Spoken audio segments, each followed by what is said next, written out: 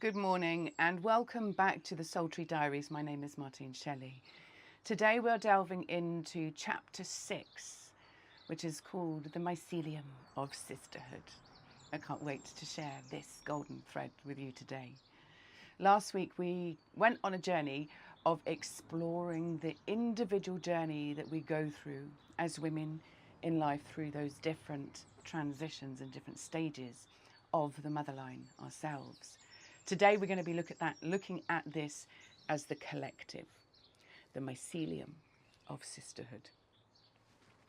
And I can't wait to jump in.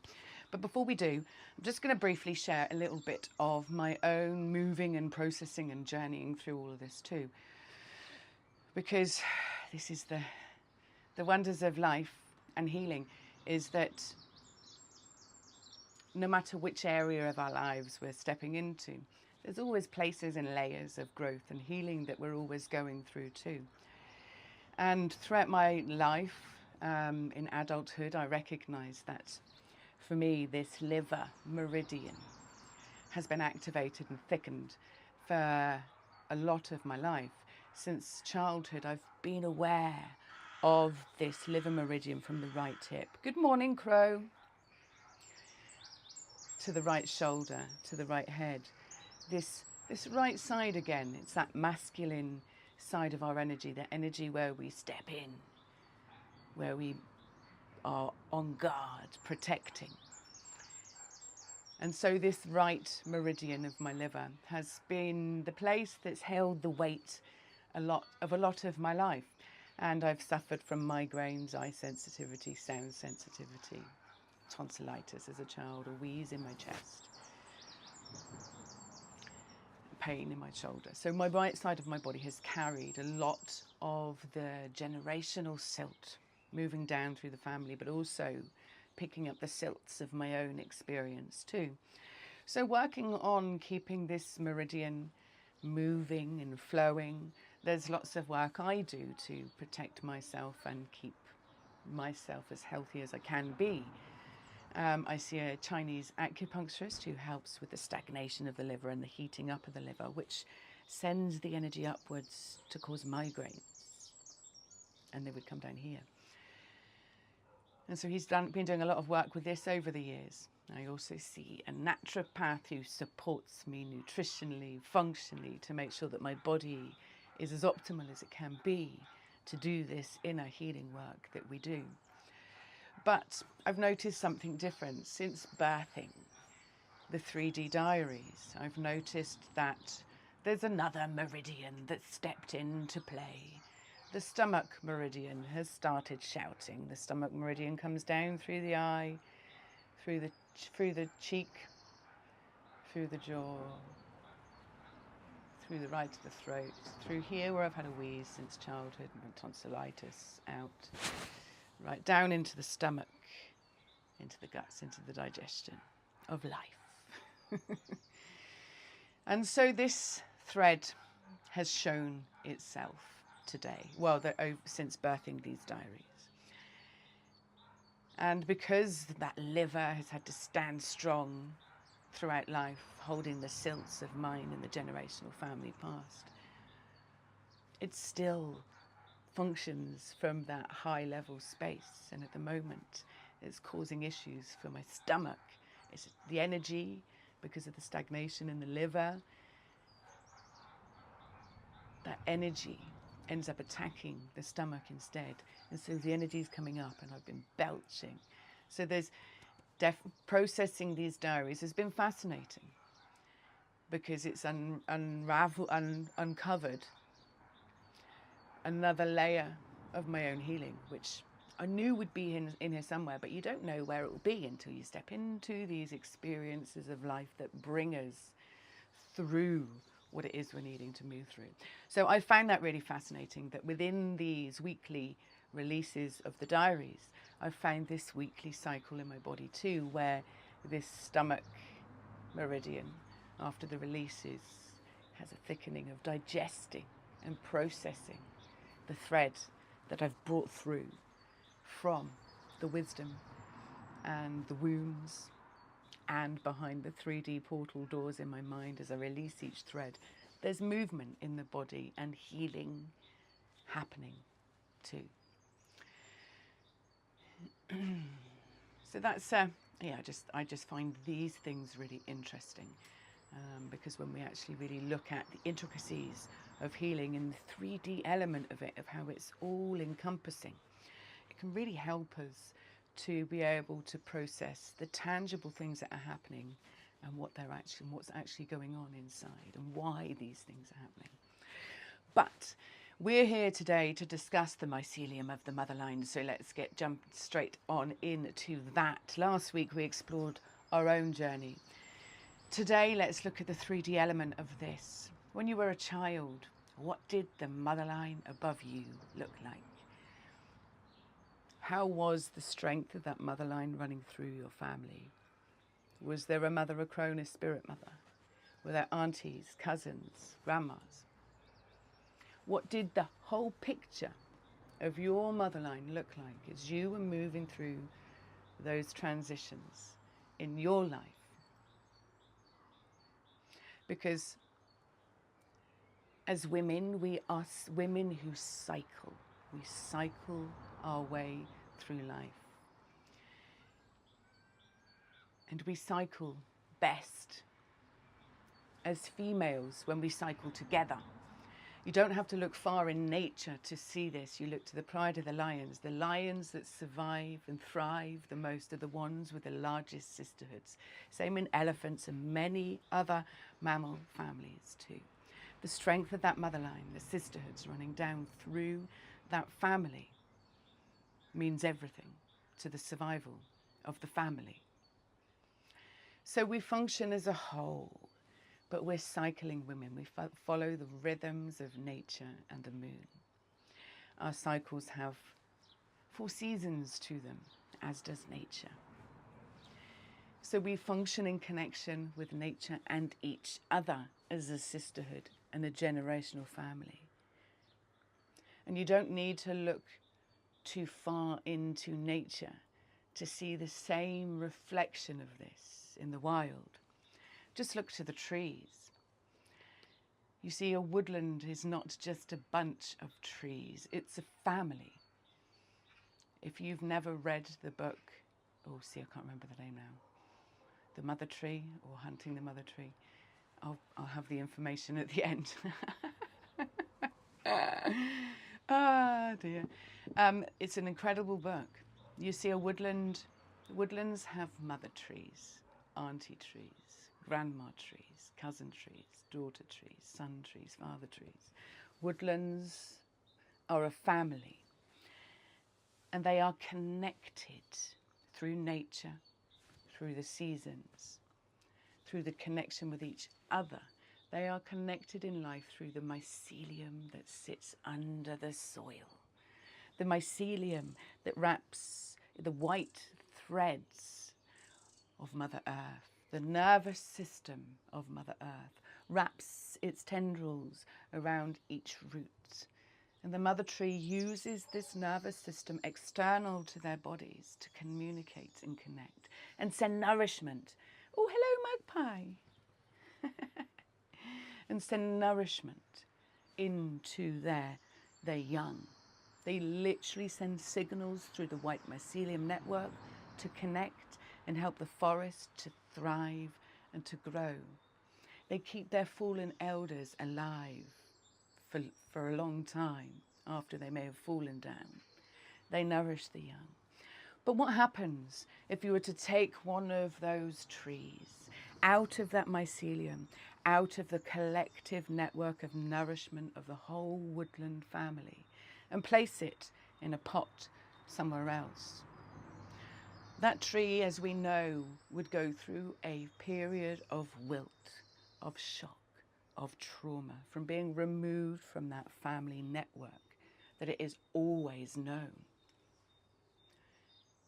If planted in the ground, eventually it might find its roots again and the connection to the mycelium network underneath the ground. But then what if we move that pot again and again and then again? What would the thriving of that tree look generations down the line, if the tree was continuously moved from its own family's mycelium network into another family's mycelium network, and then again and again and again. The impact of this would show in the growth and the development of the tree.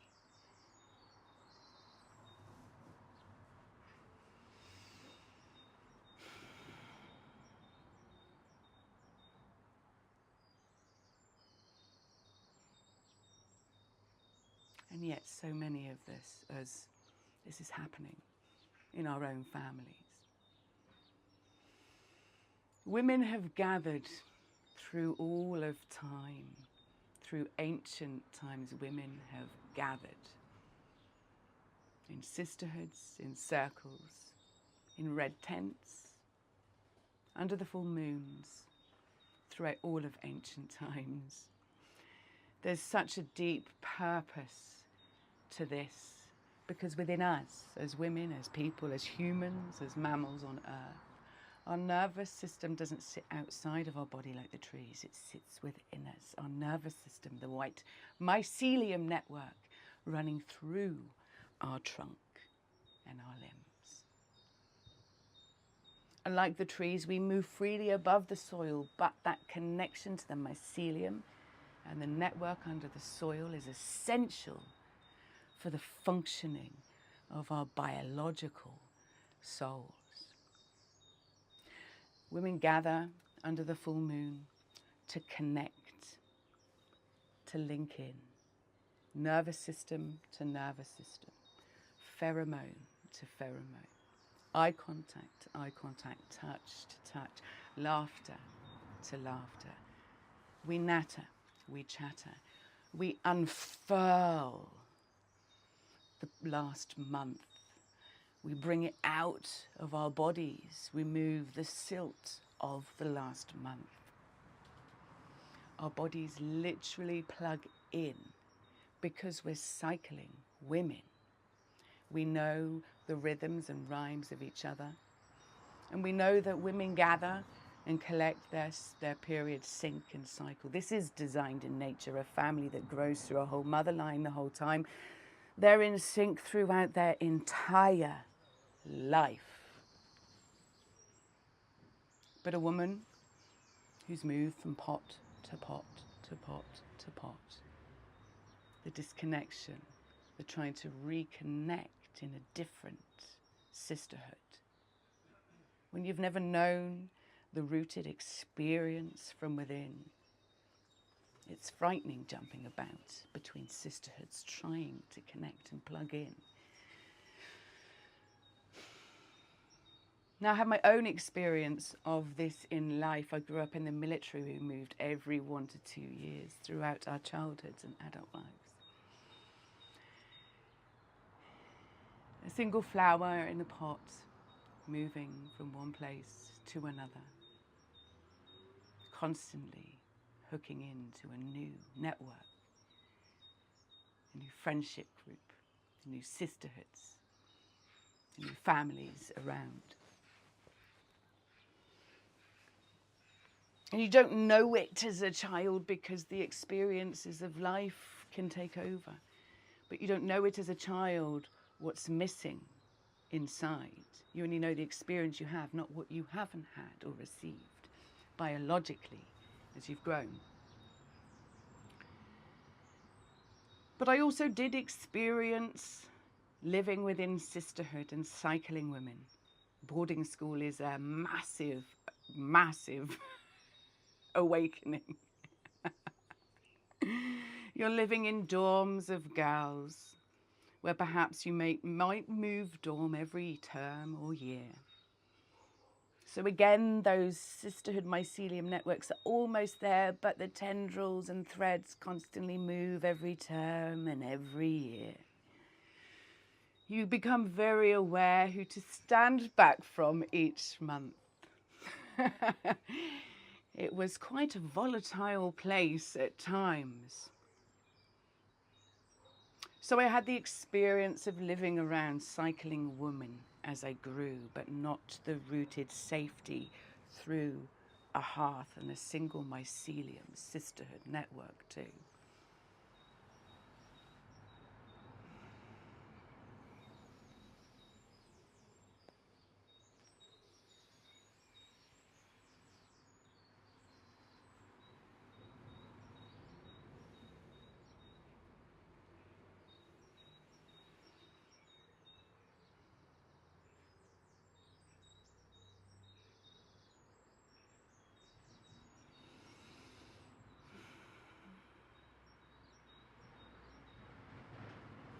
So do you recognize a rooted, connected sisterhood in your life?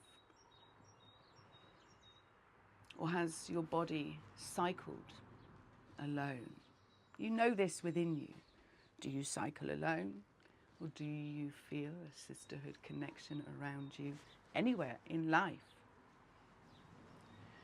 Because as women, if we're living with our partners at home, if we're living with a man at home, we can be seeking this cycling connection from within the home. And whilst a man can observe and hold space and hold compassion for our cycling ways, they can't connect in. And it can leave us feeling quite lonely in our homes, feeling like our man is not providing or meeting your needs. But actually, it's the starvation of sisterhood that's really what you need.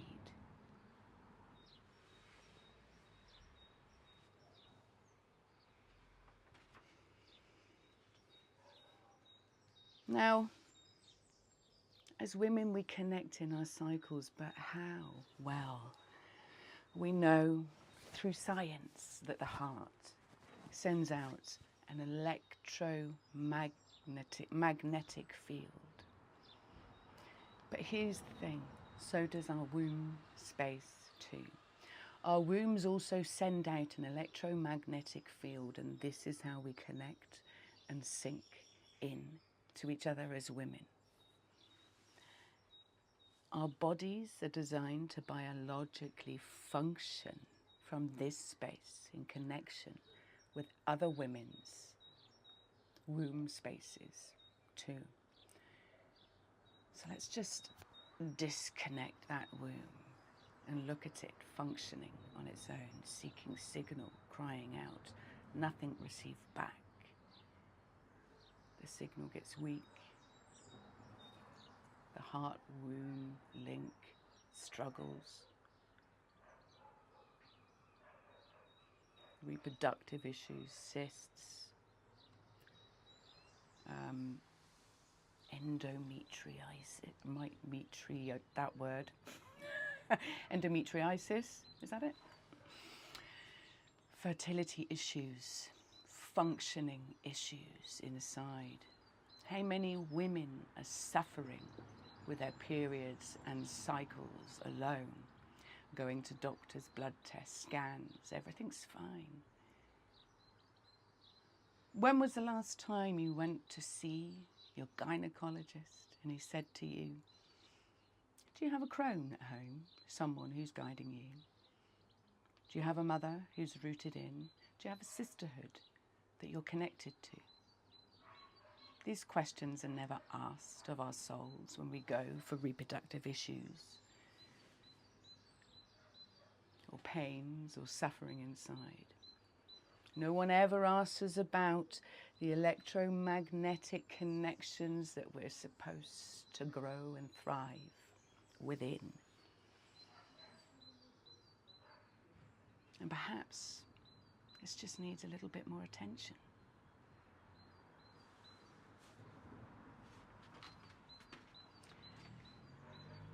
You see, when our womb space sends out signals constantly and it gets nothing back, it becomes cold. And this womb space links in directly to our heart space as a heart-womb thread.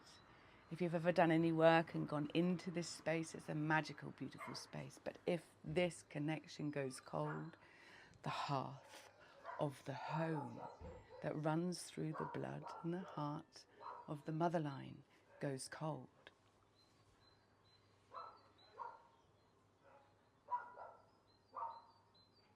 And yet we live in an epidemic of reproductive pain, but never asked about the sisterhoods and the connections at home. Just trying to find something functional going on, scanning the organs.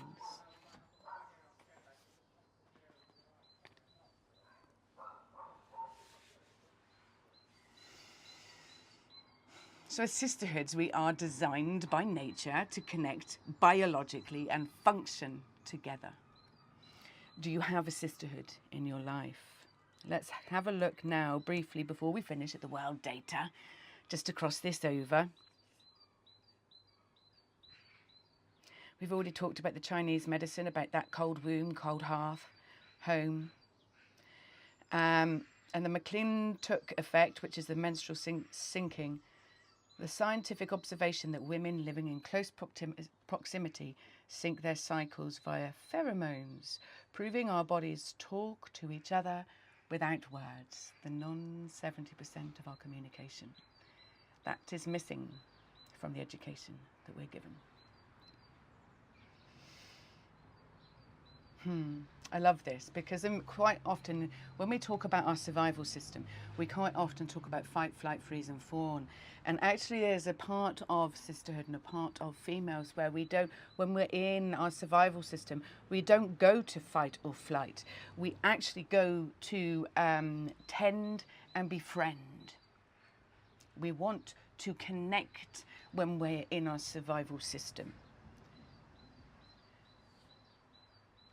We feel much safer when we're connected and someone is plugged in to us. When we're in isolation as a woman, we are in danger, we feel. But when we are connected, we are a fortress.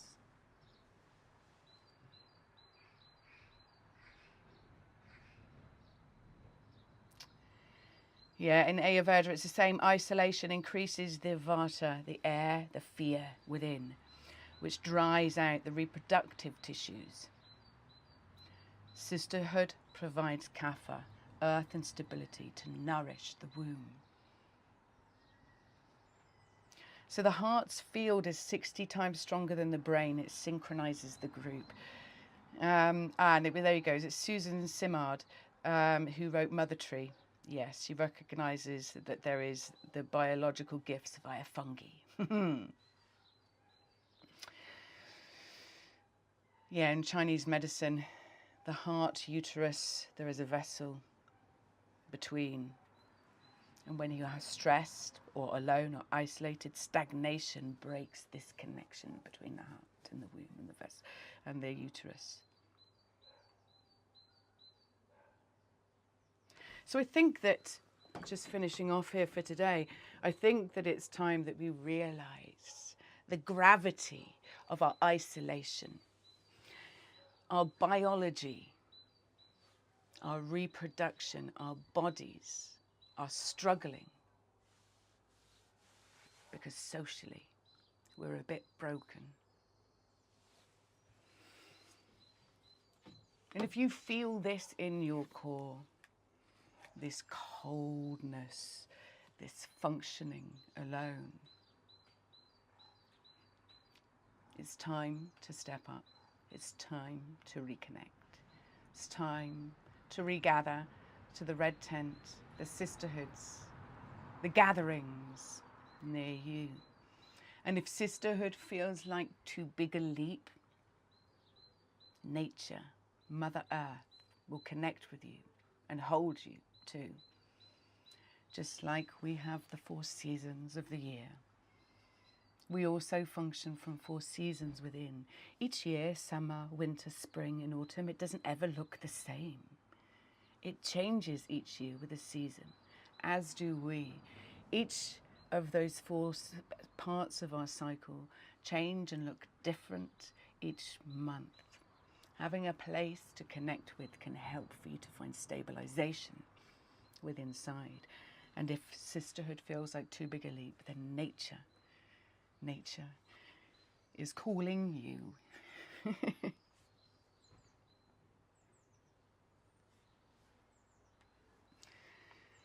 I think it is time for us to begin drawing the sisterhoods out of the dark. Let's bring them into the light, because when we walk together as women, we are a fortress.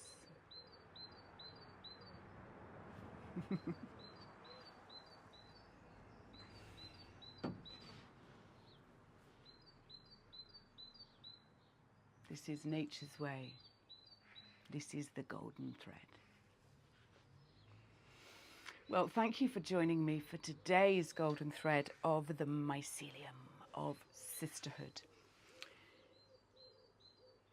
I love this subject of the mycelium because it's such a beautiful, beautiful connection that we all have and feel and know, and is within nature all around us.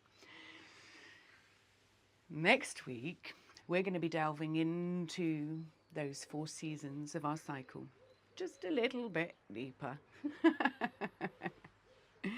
But I hope you have enjoyed listening to the musings of my 3D visual thinking dyslexic mind. I've enjoyed sharing this golden thread with you today, and I look forward to next week's golden thread of the 4 seasons of life. Thank you. Take care.